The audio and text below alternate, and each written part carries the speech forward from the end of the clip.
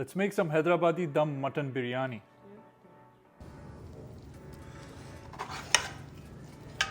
For the authentic Hyderabadi Dum Biryani, these are the ingredients that I usually use. Some whole spices, powdered spices, ginger garlic paste, lime, yogurt, onions that I'm gonna fry up, fresh herbs, about 4 pounds of bone-in lamb. So there's a technique to do the marination as well. We put the yogurt and the oily components at the end so that you can have all those masalas get into that meat before you put that oil and yogurt on top. I'm gonna put about 2 tablespoons of ginger garlic paste. In whole spices, I've got caraway seeds, black cardamom, cloves, and cinnamon sticks. This is a special homemade secret biryani mix. It's got about 10 different spices in it. If you want to know how I made this, comment biryani in the comments below. I'll make that video for you guys. So I'm going to use about 2 tablespoons of the biryani masala. There's no salt in that biryani masala. I'm going to adjust it by starting off with 2 teaspoons of salt and 1 teaspoon of red chili powder. For my personal liking and taste, I'm going to add another half a teaspoon of garam masala powder. For the fresh herbs, I've got a bunch of coriander, mint, and green chilies. Since you're putting in green chilies and red chili powder, you need to adjust the spice level accordingly. I'm going to chop these up and make them into a paste and add it into the marinade. This is how you want it. I'm going to add juice of 1 whole lime. It's time to give it a good mix. Make sure you coat every piece of that meat. I'm going to finely slice these onions and deep fry them until they're golden brown. You want it to be thin and fine like this.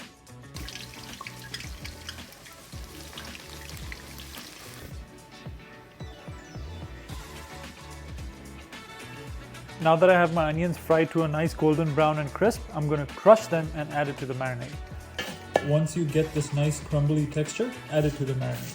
I'm going to leave a little bit on the side and that will be used for garnish on the rice at the end. Now again, I'm going to mix it really well.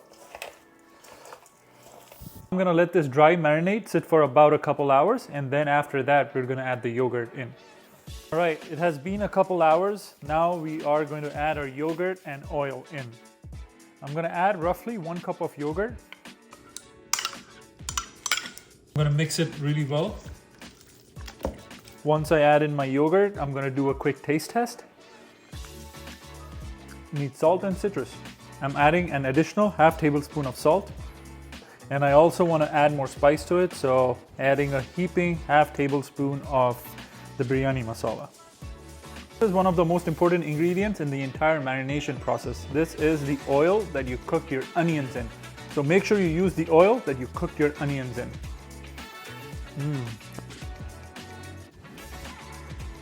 Okay, that's about 1/4 cup. Let's mix it in. So the reason we add the yogurt and the oil at the end is because you want to let those spices penetrate through the meat first, and after you add the oil, it kind of acts like a coating on the meat and it won't let the marination penetrate all the way in. If I mix this anymore, I think the lamb's gonna come out and start cussing at me, so I'm gonna stop now. To make things interesting, I'm gonna start fire with only my Ferris rod. I've got a cotton ball dipped in Vaseline. All you need is just 1 spark on it. Now I'm going to take this and put it right in there. So we start with small kindlings so that it catches fire really quick. And once the kindlings catch fire, we put slightly larger pieces of wood. It took me just 1 spark, maybe like 2-3 seconds. Okay, now when you're cooking on fire, you usually will ruin your vessel. So another trick to not have your vessel go all the way black is to use some powdered detergent and mix it with water. Make it into a thick paste. So I'm going to add quite a lot of it. Okay, now I'm just going to keep mixing it until I get a thick paste. You can use any powdered detergent you want. Now that I have the desired consistency of the powdered detergent, I'm going to take this and apply it all over my vessel. So you're going to coat the entire bottom, the sides of this, anywhere the fire is going to touch it with a thick coating of this. This paste is not going to let that carbon touch your metal. Instead, it's just going to stick to this paste, and when you wash it off, it washes off super easy and you don't have to worry about ruining your vessel. You see, you need a thick layer of this paste on your vessel. Just make sure you don't put this on the inside where you're gonna cook it. All right, time to put the vessel on the fire. You can see I've got a roaring fire going. Now I'm gonna start boiling the water to parboil my rice. I'm gonna use 3.5 cups of rice. So I'm gonna fill this vessel with water almost to the top. To make my life easier, I'm gonna use warm water to start with. Now since I'm using 3.5 cups of rice, I'm gonna use half tablespoon per cup of rice of salt. So 1, 2, 3. Just for good measure, I'm gonna put an extra one.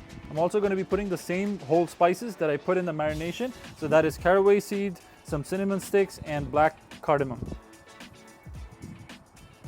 I'm just gonna put the lid on and let the water come to a roaring boil. Now my water is boiling. I'm gonna prepare a concoction that I'm gonna use to garnish the rice with at the end. So I've got about less than half a cup of milk. I'm gonna add about 2.5 tablespoons of homemade ghee. This saffron is all the way from the Middle East, so it's the good kind. About a big bunch of it. Crush it as much as I can and pour it in. Leave it by the fire to warm up the ghee so that it melts into the milk and infuses itself. Now you can see the water has come to a roaring boil. It is time to put in the rice. I've been soaking about 3.5 cups of rice in water for about 3 hours now. You don't want your rice to be completely cooked. You want it to be cooked for about 50-55%, just over half. That is what we call parboiled rice. Occasionally keep stirring the rice. I like to keep tasting, checking the texture of the rice. All right, time to strain the rice.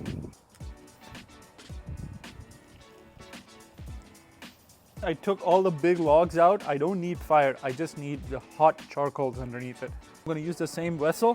This is my meat marinade mixture. I'm gonna layer this on the bottom. Make sure you have the bone side down. Always, if you have any bones, make sure the bone is facing down. To be very quick so that you don't lose all the steam from the rice. Take the rice and put it all in. Quickly garnish it. The first garnish is gonna be our milk and ghee mixture. Try to coat every grain of rice if I can. The next is going to be fried onions from yesterday, coriander and mint. And I'm gonna put the lid back on so that I don't lose steam. This is just a dough mixture. Put it all around the circumference of this vessel and seal it in so that there's no steam escaping when I put the lid back on. Stretch it and put it. Stretch it. I've covered all the circumference of the lid. Take it, put it, squeeze it really hard so that it sticks to the vessel. I'm gonna put a heavy weight on top of it. Now I'm gonna take some of this charcoal and put it on top. It's time to leave it to cook for about 40-45 minutes. That's it. Right, it's been about 45-50 minutes. I think it's ready. Let's take it in. Let's open it up. Oh man, this looks good. Pan in, zoom in. Nice. Let's take this off.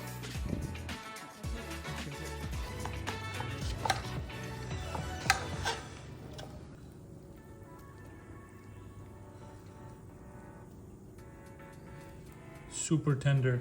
Time for a taste test. I've been waiting for this, man. Oh my god. I wish you guys could taste this or at least smell this.